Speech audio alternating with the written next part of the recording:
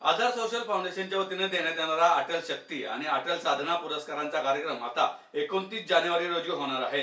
टिळक स्मारक मंदिरात आज होणारा हा कार्यक्रम काही अपरिहार्य कारणामुळे पुढे ढकलण्यात आल्याची माहिती कार्यक्रमाचे आयोजक माजी नगरसेवक दिलीप काळोखे यांनी दिली आहे।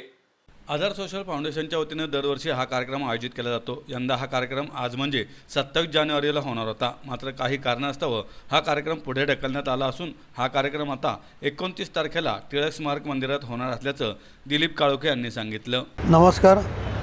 आज आपला 27 जानेवारी सोमवार रोजी होणारा अटल शक्ती पुरस्कार आणि अटल साधना पुरस्कार हा जो पुरस्कार आहे, भारतरत्न श्रद्धेय अटल बिहारी वाजपेयी यांच्या स्मृतीप्रित्यर्थ आधार सोशल फाउंडेशनच्या वतीनं गेली 3 वर्ष हा पुरस्कार आपण देत आहोत। आज 27 जानेवारी सोमवार रोजी होणारा पुरस्कार वितरणाचा कार्यक्रम हा रद्द झालेला असून हाच कार्यक्रम पुन्हा टिळक स्मारक मंदिर येथे बुधवार दिनांक 29 जानेवारी रोजी सायंकाळी 5 वाजता हा पुरस्कार वितरणाचा कार्यक्रम या ठिकाणी संपन्न होणार आहे।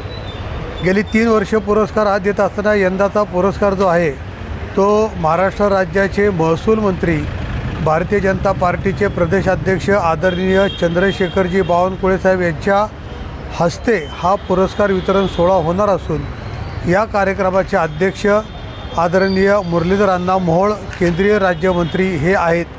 त्याचप्रमाणे प्रमुख वक्ते म्हणून डॉक्टर चेतनानंद उर्फ पंकज महाराज पुणे हे प्रमुख वक्ते असून कार्यक्रमाला आदरणीय चंद्रकांत दादा पाटील, आदरणीय मेधाताई कुलकर्णी, त्याचप्रमाणे पुणे शहरातील आमदार भारतीय जनता पार्टीचे जे आहेत ते उपस्थित राहणार आहेत। तसेच जनसेवा बँकेचे अध्यक्ष आणि ज्यांना आपण पहिल्या वर्षीचा पुरस्कार दिला होता ते राजेंद्र हिरेमठ हे या कार्यक्रमाला उपस्थित राहणार आहेत। यंदाचा अटल शक्ती पुरस्कार जो आहे तो डॉक्टर राहुल देशमुख यांना आपण देणार असून या पुरस्काराचं स्वरूप 51,000 रुपये रोख, गौरवपत्र आणि शाल श्रीफळ असं असून अटल साधना पुरस्कारानं आपण आदरणीय हरिभक्तपरायण भारतीय वारकरी संस्थेचे सभासद ज्ञानोबा उर्फ माऊली दगडोबा टाकळकर ज्यांचं आज मितीला वय 98 आहे त्यांना देत असून त्यांच्याबरोबर अरविंदनाथजी गोस्वामी महाराज,